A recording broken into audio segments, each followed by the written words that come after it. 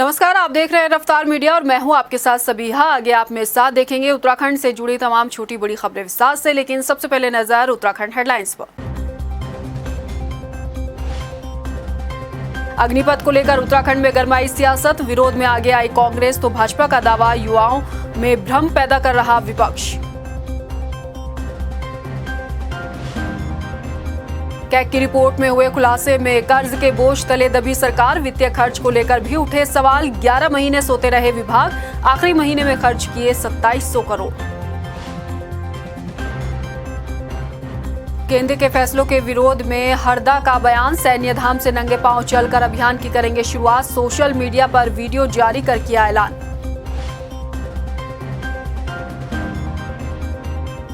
और pre monsoon की बारिश से लोगों को मिली गर्मी से राहत, मौसम विभाग का आज कई जिलों में भारी बारिश का अलर्ट, बारिश से किसानों के खिले चेहरे। हेडलाइंस के बाद बुलेटिन में खबरें विस्तार से और बात सबसे पहले करेंगे अग्निपथ योजना की। अग्निपथ योजना को लेकर देश में सुलग रही चिंगारी का असर उत्तराखंड में भी दिखाई दे रहा है, तो इस मसले को लेकर अब सियासत भी गर्मा चुकी है। अग्निपथ को लेकर जहां कांग्रेस इसके पुरजोर विरोध पर उतर आई है, तो बीजेपी युवाओं में योजना को लेकर भ्रम को दूर करने की भरसक कोशिशों में है। एक रिपोर्ट।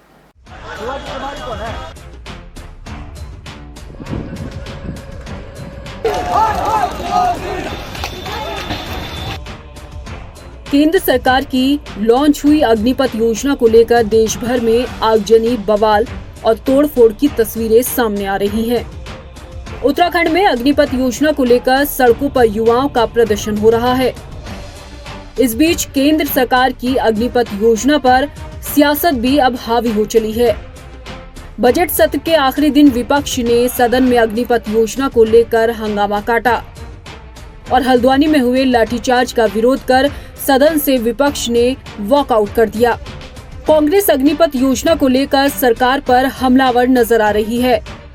योजना का पुरजोर विरोध करते हुए कांग्रेस युवाओं के साथ खड़े होने का दावा कर रही है। अग्निवीर योजना हो चाहे अग्निपथ योजना हो, अग्निवीर योजना में 4 साल बाद उनको 11,75,000 रुपया देकर बाहर का रास्ता दिखाया जाए। ये उनके भविष्य के साथ खिलवाड़ है, ये धोखा है। उनको छलने का काम करी भारतीय जनता पार्टी की केंद्र सरकार। सुरक्षा विशेषज्ञों ने कहा है कि ये गलत हो रहा है, उसके बावजूद भी भारतीय जनता पार्टी जबरन ऐसे योजनाओं को लेकर युवाओं के भविष्य को बर्बाद करने का प्रयास कर रही है। तो ये उत्तराखंड सरकार अपनी दमनकारी नीति, अपनी युवा विरोधी नीति, सैन्य धाम विरोधी नीति, सैनिक विरोधी नीति के तहत उन युवाओं पर पुलिस से लाठीचार्ज करवाती है। जो युवा जुलूस निकाल रहे होते हैं उन्हें जगह जगह पीटा जाता है। जो धरने में बैठे होते हैं उन्हें वहां से उठाकर पीटा जाता है।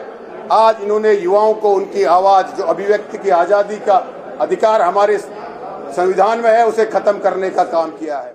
विपक्ष अग्निपथ योजना का जमकर विरोध कर रहा है, तो बीजेपी योजना को लेकर युवाओं में पनप रहे भ्रम को दूर करने का काम कर रही है। खुद मुख्यमंत्री धामी अग्निपथ योजना की प्रशंसा कर कह चुके हैं कि ये योजना सेना में जाने वाले युवाओं के सपने को साकार करेगी और प्रदेश को इस योजना का लाभ मिलेगा।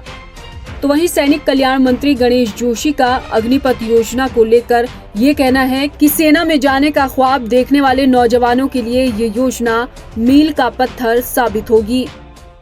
देखिए, सबसे पहले तो मैं नौजवानों से कहना चाहता हूँ कि योजना को देखें, उसको पढ़ें, उसको समझें और तब रिएक्ट करें, क्योंकि ये टोटली पॉलिटिकली मोटिवेटेड दिखाई देता है। और मैं आभार व्यक्त करना चाहता हूं देश के प्रधानमंत्री नरेंद्र मोदी जी का, रक्षा मंत्री राजनाथ सिंह जी का। विश्व के कई देशों का अध्ययन करने के बाद इस योजना को यहां पर लागू किया। कृषि कानून के बाद हाथ लगे इस मुद्दे को विपक्ष जाने नहीं देना चाहता है, तो भाजपा इस कोशिश में है कि अग्निपथ योजना को लेकर युवाओं तक सही जानकारी कैसे पहुंचाई जाए। यकीनन अब इस मसले ने सियासी रुख ले लिया है, लेकिन सवाल हमारा उन युवाओं से भी है जो योजना का विरोध कर देश की संपत्ति को नुकसान पहुंचाने में लगे हैं। कि क्या ऐसे रास्ते अपनाने से सेना में जाने का हल निकल सकता है। रफ्तार मीडिया के लिए देहरादून से मनीष डंगवाल की रिपोर्ट।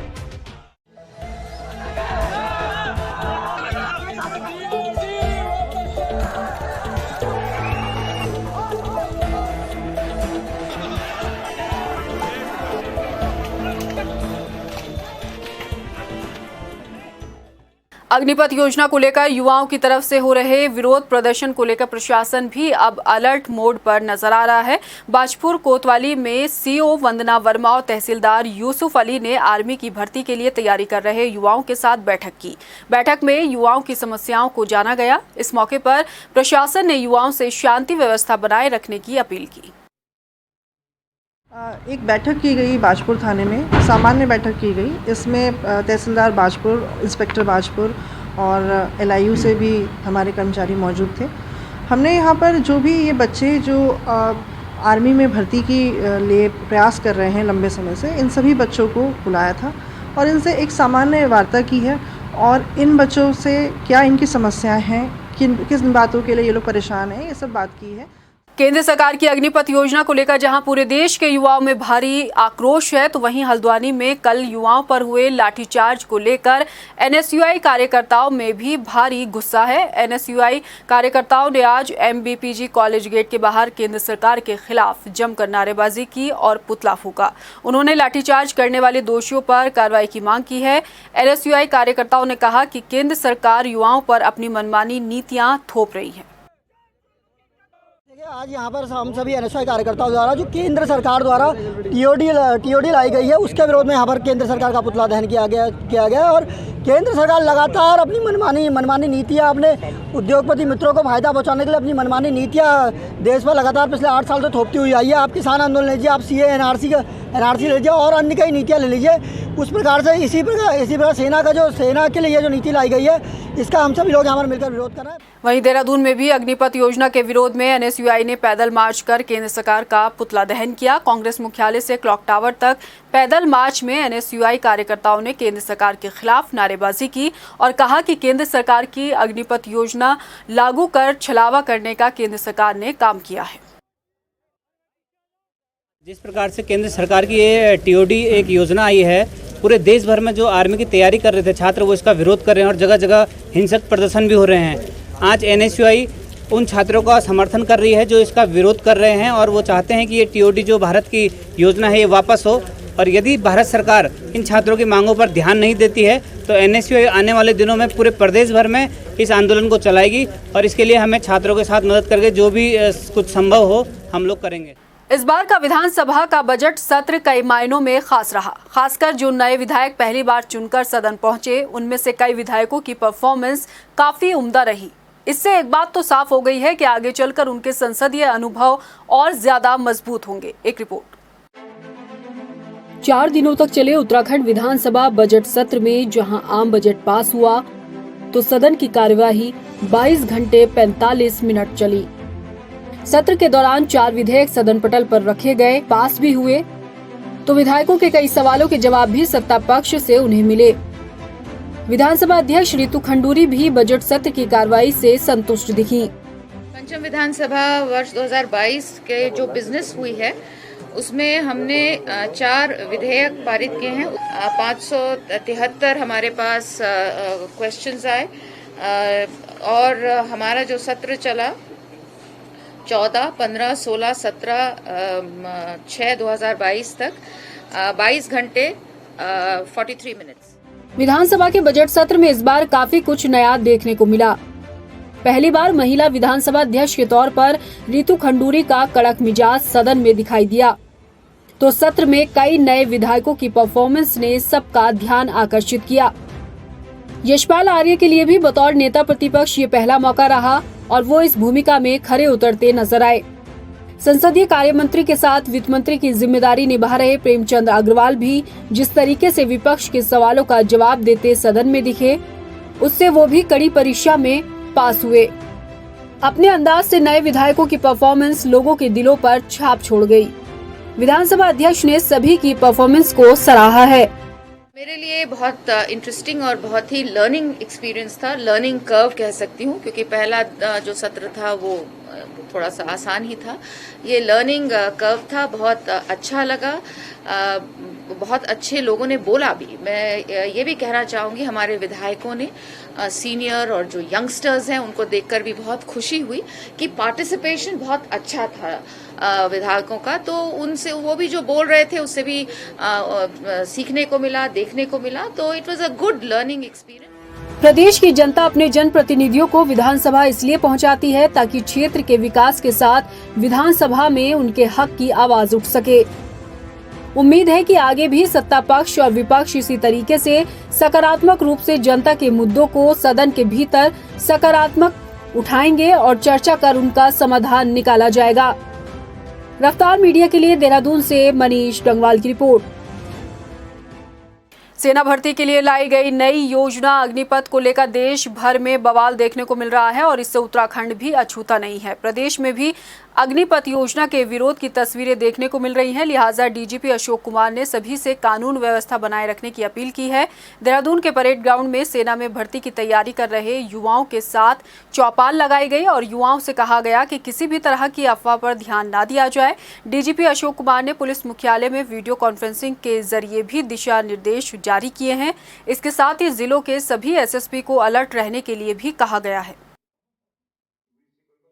एसपीज को, हमारे डीआईजीज को निर्देशित किया है कि वो युवाओं से बात करें, उनको समझाने का प्रयास करें, कोचिंग सेंटर्स वालों से बात करें, उन्हें भी समझाने का प्रयास करें और किसी भी हालत में राज्य में शांति व्यवस्था की स्थिति बिगड़ने ना दें। शांति व्यवस्था बनी रहनी चाहिए। मैं भी युवाओं से अपील करता हूं कि कृपया करके ऐसा कोई कार्य न करें जिससे कि प्रदेश की शांति व्यवस्था खराब हो, क्योंकि फिर ऐसे में हमें एफआईआर दर्ज करनी पड़ती है। एफआईआर दर्ज होगी तो युवाओं को ही नुकसान होगा, क्योंकि कल को उनको अगर सरकारी नौकरी जो मिलने वाली होगी उसमें उनका वेरिफिकेशन भी नहीं हो पाएगा।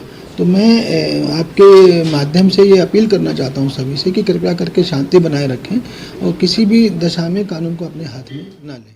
हल्द्वानी में यूथ कांग्रेस के प्रदेश अध्यक्ष सुमित्र भुल्लर ने कल हल्द्वानी में युवाओं पर हुए लाठीचार्ज का विरोध किया।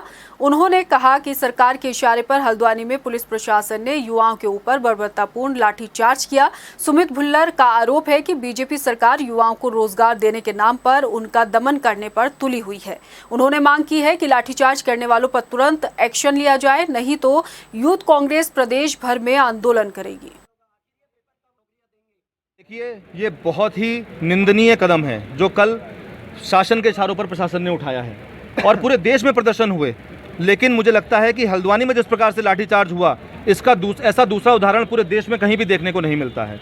तो इस कृत्य की जितनी निंदा की जाए उतनी कम है और यूथ कांग्रेस युवाओं के साथ है। कांग्रेस पार्टी का एक एक सिपाही युवाओं की इस लड़ाई को लड़ेगा और कल जैसे ही हमें पता चला कि यहाँ पर लाठीचार्ज हुआ है, वैसे ही हमारे प्रदेश कांग्रेस कमेटी के अध्यक्ष करण मेहरा जी ने एक आपातकाल बैठक बुलाई। हमारे सारे विधायकों ने सदन में इस मुद्दे को उठाया और वॉकआउट किया और हमने निश्चय किया है कि इस लड़ाई में हम युवाओं के साथ हैं। केंद्र सरकार की भारतीय सेना में 4 साल भर्ती की नई अग्निपथ योजना के विरोध में लालकुआं के युवाओं ने शहीद स्मारक से तहसील तक जुलूस निकालकर प्रदर्शन किया। इस दौरान प्रदर्शनकारियों ने मोदी सरकार मुर्दाबाद, बीजेपी मुर्दाबाद के नारे लगाते हुए अग्निपथ योजना का विरोध कर तहसील परिसर में सांकेतिक धरना प्रदर्शन किया और उप जिला अधिकारी के माध्यम से राष्ट्रपति को ज्ञापन भेजा।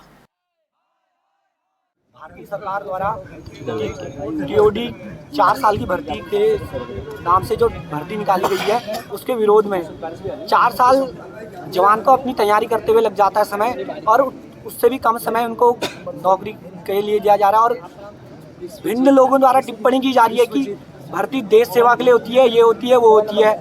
तो अगर भर्ती देश सेवा के लिए होती है तो अंबानी का लड़का भी करे देशभक्ति, ओबीसी देश में रहता है, 2 बार भर्ती दे दी है। तो ये सेना में भर्ती के लिए नई योजना है पर उसके तहत जो अग्निवीरों की भर्ती है, इस योजना को लेकर के कतिपय युवाओं के द्वारा आज एक जुलूस निकाला गया है और जुलूस निकालकर महामहिम राष्ट्रपति महोदय को संबोधित ज्ञापन प्रस्तुत किया गया है। मेरे द्वारा ज्ञापन उनको लिया गया है और साथ ही उनको समझाने का भी प्रयास किया गया है कि योजना उनके भविष्य के लिए बहुत ही अच्छा है। उत्तराखंड के पूर्व मुख्यमंत्री केंद्र सरकार के फैसलों के विरोध में एक अभियान शुरू करने जा रहे हैं। इसके तहत हरीश रावत देहरादून सैन्य धाम से नंगे पांव चलकर इस अभियान की शुरुआत करेंगे। हरीश रावत ने सोशल मीडिया पर एक वीडियो जारी करते हुए कहा कि अगले 4 से 5 दिनों में केंद्र सरकार जो फैसला लेगी और इससे लाखों लोग जो विरोध करेंगे, ऐसे फैसलों का हरीश रावत भी विरोध करेंगे। वो एक गैर राजनीतिक अभियान की शुरुआत करने जा रहे हैं। इसके तहत देहरादून स्थित सैन्य धाम से नंगे पांव चलकर इस अभियान की शुरुआत की जाएगी। अभियान के तहत 70 साल से ज्यादा उम्र वाले लोगों को इस अभियान में शामिल किया जाएगा। मैंने ये तय किया है कि अगले 4-5 दिन में राष्ट्रीय स्तर पर केंद्र सरकार कोई निर्णय नहीं लेगी तो मैं हजारों लाखों लोगों की कतार में सम्मिलित होऊंगा जो संघर्षरत होंगे सरकार के इरादे को बदलने के लिए। और अपने उसी क्रम में मैं एक गैर राजनीतिक अभियान अपने सैन्य धामों से, जहाँ सैन्य स्मारक हैं, वहाँ से प्रारंभ करूँगा, जिसमें नंगे पांव गरम सड़क पर जितना चल सकेंगे 100 मीटर, 200 मीटर, 1000 मीटर चलेंगे। और अब बात करेंगे कैग रिपोर्ट की। उत्तराखंड सदन पटल पर रखी गई कैग की रिपोर्ट में हुए चौंकाने वाले कई खुलासे हुए हैं और खुलासे के बाद सरकार की मुश्किलें बढ़ती नजर आ रही हैं। कैग रिपोर्ट में बजट ना खर्च करने को लेकर भी सवाल उठाए गए हैं, तो ये भी साफ साफ नजर आ रहा है कि कर्ज के जाल में उत्तराखंड सरकार फंसती जा रही है। देखिए हमारी स्पेशल रिपोर्ट। कैग रिपोर्ट में हुए चौंकाने वाले खुलासे, बजट न खर्च करने को लेकर उठे सवाल। 11 महीने में सिर्फ मार्च महीने में हुआ बजट खर्च। मार्च के महीने में खर्च हुए 2700 करोड़। कैग ने अधूरी योजनाओं पर भी उठाए सवाल। शुक्रवार को सदन में बजट सत्र की कार्यवाही अनिश्चितकाल के लिए स्थगित कर दी गई है। सत्र के आखिरी दिन सदन पटल पर आर्थिक सर्वेक्षण और कैग की रिपोर्ट रखी गई। आर्थिक सर्वेक्षण की रिपोर्ट सरकार के लिए राहत भरी रही, मगर कैग की रिपोर्ट में हुए खुलासे से सरकार कर्ज के जाल में बुरी तरह फंसती नजर आ रही है। कैग रिपोर्ट के मुताबिक राज्य सरकार अपनी जरूरतों के हिसाब से जितना कर्ज ले रही है, उससे चुकाने में नाकामी के बाद दोबारा कर्ज पर कर्ज लेने से प्रदेश के आर्थिक हालातों में सुधार कहीं से कहीं तक नहीं दिख रहा। यानी कि 71% के बराबर राशि उसे पुरानी उधारी और उस पर ब्याज चुकाने पर खर्च करनी पड़ रही है। इससे राज्य को खास फायदा नहीं हो रहा। बकाये कर्ज में 13.66% की दर से बढ़ोतरी हो रही है। 2016-17 से 2020-21 की अवधि में राज्य सरकार ने 29,168 करोड़ रुपए का कर्ज लिया, जबकि 2020 तक राज्य पर 73,751 करोड़ रुपए कर्ज उत्तराखंड पर हो गया, जो सकल राज्य घरेलू उत्पाद का 30.05% आकी गई है। 2016-17 में प्रदेश सरकार ने 44,583 करोड़ रुपए लिए और पुनर्भुगतान की प्रवृत्ति इसमें 65.74 रही। 2017-18 में 51,831 करोड़ रुपए कर्ज के लिए गए और इसमें पुनर्भुगतान की प्रवृत्ति 68.27% रही। 2018-19 में 58,039 करोड़ रुपए लिए गए और इसमें पुनर्भुगतान की प्रवृत्ति 80.92 रही। 2019-20 में 65,982 करोड़ रुपए कर्ज के लिए गए और इसमें पुनर्भुगतान की प्रवृत्ति 95.98 रही और 2020-21 में 73,751 करोड़ रुपए प्रदेश पर कर्ज रहा और इसे पुनर्भुगतान की प्रवृत्ति 70.90 रही। कैग की रिपोर्ट में इस बात का भी खुलासा हुआ है कि वित्तीय वर्ष के शुरुआत में आने वाले आम बजट को सरकार खर्च करने में आखिरी महीने में यकीन रखती है। ये हम नहीं बल्कि कैग की रिपोर्ट बताती है। कैग की रिपोर्ट में ये खुलासा हुआ है कि 20 विभागों में कुल बजट का 69% से ज्यादा का खर्च केवल मार्च के महीने में किया गया है।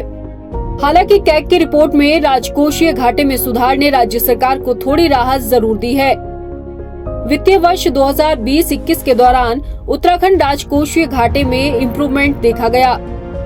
कैग ने पाया कि चालू वर्ष के दौरान राज्य का राजकोषीय घाटा 5,439 करोड़ रुपए था, जो 15वें वित्त आयोग की निर्धारित मानक दर 3.50% से कम है। राज्य का राजकोषीय घाटा SGDP का 2.29% आका गया है। कैग की रिपोर्ट में हुए खुलासे यकीनन चौंकाने वाले हैं, तो साथ ही साथ ये भी दिखाने वाले हैं कि राज्य की वित्तीय हालात जो है वो साल दर साल कर्ज में कैसे डूबते जा रहे हैं। ऐसे में सवाल ये है कि राज्य को कर्ज से उबारने के लिए प्रदेश सरकार क्या कुछ कदम उठाती है। रफ्तार मीडिया के लिए देहरादून से ब्यूरो रिपोर्ट। रुड़की के पनियाला चंदापुर गांव में पंजाब नेशनल बैंक की ब्रांच में महिला बैंक मैनेजर के जरिए किसानों के साथ करोड़ों रुपए के घोटाले का मामला सामने आया है। इसको लेकर भारतीय किसान यूनियन के नेतृत्व में ग्रामीणों ने प्रदर्शन किया। बताया जा रहा है कि फिक्स डिपॉजिट के नाम पर बैंक मैनेजर ने नई स्कीम बताकर लोगों का करोड़ों रुपया जो है वो ऐंठ लिया है और इससे ग्रामीणों में आक्रोश व्याप्त है। सर, मैं 2013 से बैंक में नौकरी कर रहा। मैंने इस बैंक की बिजली की फिटिंग करी थी। इसमें कई मैनेजर आए जिनके साथ मैंने बैंक के साथ काम भी करा और आसपास के गांव के लोगों में मेरा बहुत विश्वास था। उस चीज़ का दोनों मैडमों ने फ़ायदा उठाया और मुझे ये बोलते थे कि ये स्कीम ऐसी 5,50,000 रुपये इन्हें कस्टमर तक के तुम्हें ज़्यादा उजागर करने की आवश्यकता नहीं है। हमारे जाने के बाद भी स्कीम चलती रहेगी। मैंने सर अभी 3-4 दिन पहले यहाँ पे ज्वाइन करा है और जैसे ही मैं आया हूँ लोगों की मेरे को शिकायतें मिल रही हैं पिछले मैनेजर के खिलाफ़ और कर्मचारियों के खिलाफ़। उसमें ये मैटर है कि लोगों का ये कहना है कि जी हम लोगों के जो है 2-2 लाख के लोन करे गए और उसमें जो है ना तो हम लोगों को सामान मिला ना वहाँ से पैसे मिले जहाँ पे हम लोगों के लोन के पैसे गए हैं। तो मैंने लोगों से जो है लिखित में शिकायत जो है उनकी वो ले ली हैं और अपने सर्कल हेड को जो है सर्कल ऑफिस में आगे इंस्पेक्शन डिपार्टमेंट को फॉरवर्ड कर दिया है ऑलरेडी। पुलभट्टा पुलिस ने दुर्लभ प्रजाति के 45 कछुओं के साथ 2 आरोपियों को गिरफ्तार किया है। पकड़े गए तस्कर बरेली से कछुओं को पकड़कर किच्छा में बेचने के लिए आ रहे थे। पुलिस ने कछुओं की कीमत लाखों रुपए बताई है। आरोपियों के खिलाफ मुकदमा दर्ज कर लिया गया है। द्वारा सूचना दी जा रही थी कि तस्करी करके कुछ वन जंतु की तस्करी बरेली या आसपास क्षेत्र से और किच्छा क्षेत्र से की जा रही है। इसी में ऐसो पुलभट्टा द्वारा मुखबिर को लगाया गया था। तो इसमें 2 लोगों को गिरफ्तार किया गया जिनसे 45 दुर्लभ प्रजाति के कछुए बरामद किए गए। गदरपुर के पिपलिया नंबर गांव में डीएम ने अमृत सरोवर के तहत तालाब का शुभारंभ किया। इस मौके पर डीएम ने ग्रामीणों के साथ बातचीत के बाद उनके साथ भोजन भी किया। इसके साथ ही ग्रामीणों की समस्याओं को भी सुना। इस मौके पर जिलाधिकारी युगल किशोर पंत ने बताया कि आज़ादी के अमृत महोत्सव के तहत प्रधानमंत्री मोदी की दूरगामी योजना के तहत उधम सिंह नगर जिले में 25 तालाबों का निर्माण किया जाना है, जिसमें जल संवर्धन से संबंधित सभी काम किए जाएंगे।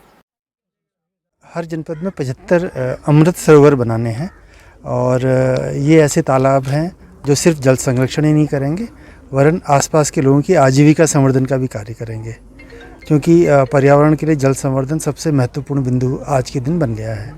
तो उसी के क्रम में ग्राम पिपलिया में ये तालाब 2.25 एकड़ पे बनाया जा रहा है और ये निर्माण कार्य शुरू हो गया है, आपने देखा है। और हमारा प्रयास ये होगा कि बरसात जब आएंगी उससे पहले इसमें ये कंप्लीट हो जाए ताकि इसमें जल संरक्षण का कार्य प्रारंभ हो जाए। खबरों में बढ़ेंगे आगे। सिख पंथ के छठे गुरु हरगोविंद सिंह का 427वें प्रकाश पर्व हरिद्वार में गुरुद्वारों में बड़े ही धूमधाम के साथ मनाया गया। ज्ञान गोदड़ी गुरुद्वारा में आयोजित धार्मिक अनुष्ठान में सिख परिवार के लोग शामिल हुए। इस मौके पर ज्ञान गोदड़ी गुरुद्वारा के संत ज्ञान जगजीत सिंह ने देश में हिंसा के माहौल को लेकर कहा कि सभी धर्मों का एक ही रास्ता है, सभी लोगों को मिलजुल कर रहना चाहिए। छठे गुरु हरगोविंद साहब महाराज जी का प्रकाश पर्व भी और आषाढ़ महीने की संक्रांत का आयोजन किया गया। शाम को कीर्तन का आयोजन किया गया और लंगर भी किया गया सारी संतों ने। और हमारा शुरू से ही यही मानना है और सबको यही कहना है कि कोई भी बात अगर सरकार रखती है उसको बड़े ध्यान से सुन करके फिर उसके ऊपर कोई प्रतिक्रिया करें। जो आजकल बच्चे या कुछ लोग ऐसी समाज में कुरीतियाँ फैला रहे हैं वो नासमझ लोग हैं और बिना सोचे समझे ऐसे कार्य कर रहे हैं, वो देश को नुकसान पहुँचा रहे हैं। लक्सर के काठा पीर मेले में अश्लील डांस के मामले में प्रशासन ने एक्शन लिया है। मेले में जादूगर के नाम पर बालाओं के अश्लील डांस और सट्टे के खेल को लेकर एसडीएम ने मेले के ठेकेदार को 5 लाख रुपए का नोटिस देते हुए जांच के आदेश दिए हैं। आपको बता दें कि हमारे चैनल की तरफ से प्रमुखता से उठाए गए इस मसले को विधायक मोहम्मद शहजाद ने विधानसभा में सत्र के दौरान भी प्रमुखता से उठाया था, जिसके बाद ये कार्रवाई की गई है। थर्ड जेंडर के कुछ लोगों के द्वारा वहाँ पर मंच पर एक डांस किया गया, जिसको इस प्रकार से प्रसारित किया गया कि अश्लील डांस है। उसकी पुष्टि के लिए पुलिस को जांच के लिए कहा गया है और उसके अतिरिक्त ठेकेदार को भी नोटिस दिया गया है। कि अगर इस तरह की कोई गतिविधि की गई है तो ठेकेदार के विरुद्ध ब्लैक लिस्टिंग प्लस 5 लाख का जुर्माना या 2 में से किसी एक प्रकार से दंडित किया जाएगा अगर इस तरह की कोई घटना हुई है, और इसके जांच के बाद ही इसमें कोई निर्णय लिया जाएगा। बाजपुर के सुल्तानपुर पट्टी में मारपीट के दौरान व्यक्ति की हत्या के मामले में पुलिस ने 2 आरोपियों को गिरफ्तार किया है। दोनों पर मुकदमा दर्ज कर जेल भेज दिया गया, जबकि नामजद 2 अन्य आरोपियों पर जांच के बाद कार्रवाई अमल में लाई जाएगी। आपको बता दें कि शुक्रवार को 2 परिवारों में मारपीट के दौरान अंगन लाल की मौत हो गई थी, जबकि मां और बेटा गंभीर रूप से घायल हैं। ये एक ज़मीन के विवाद में एक ही परिवार के 2 पक्षों में आपस में लड़ाई हो गई थी और कल सुबह का मामला था। लड़ाई झगड़े के बीच में एक व्यक्ति आंगनपाल, लगभग उनकी उम्र 70 वर्ष थी, उनकी इसमें मृत्यु हो गई और मृत्यु के बाद मौके पर पुलिस पहुंची। शव को कब्जे में लेकर पंचायतनामा भरा गया और पोस्टमार्टम के लिए भेजा गया है। लक्सर में पीपली पुल के पास ट्रक और डीसीएम की जबरदस्त भिड़ंत हो गई। हादसे में गंभीर रूप से घायल डीसीएम चालक को हायर सेंटर रेफर किया गया है, वहीं फरार ट्रक चालक की तलाश की जा रही है। जानकारी के मुताबिक डीसीएम सुल्तानपुर से लक्सर की तरफ जा रहा था और सीमेंट से भरा ट्रक लक्सर से सुल्तानपुर की तरफ आ रहा था, तभी ये हादसा हुआ।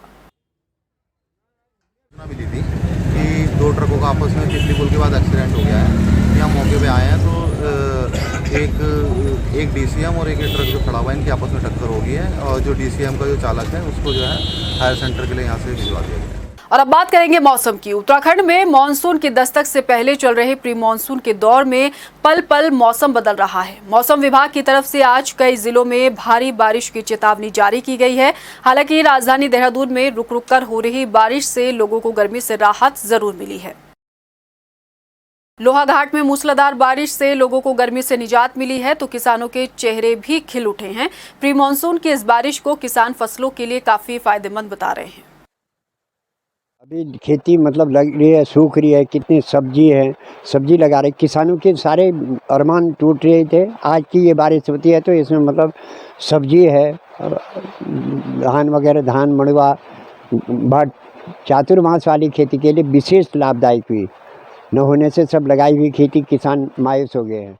मौसम विभाग के पूर्वानुमान के मुताबिक मसूरी में भी मौसम का मिजाज बदला नजर आ रहा है। बदले मौसम के बीच बारिश की बौछारों में पहाड़ों की रानी में मौसम का लुत्फ लेने के लिए सैलानी भी आ रहे हैं और काफी खुश नजर आ रहे हैं। बारिश को राहत मानते हुए इसे मुफीद माना जा रहा है, क्योंकि लंबे वक्त से पड़ रही गर्मी से पीने के पानी के चश्मे सूख चुके थे, लेकिन अब ये किल्लत दूर होगी।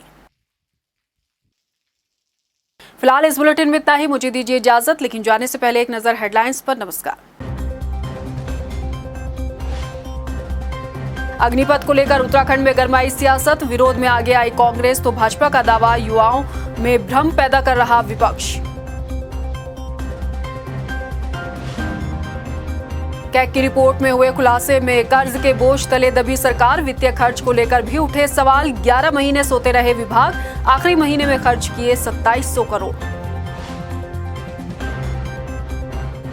केंद्र के फैसलों के विरोध में हरदा का बयान, सैन्य धाम से नंगे पांव चलकर अभियान की करेंगे शुरुआत, सोशल मीडिया पर वीडियो जारी कर किया ऐलान।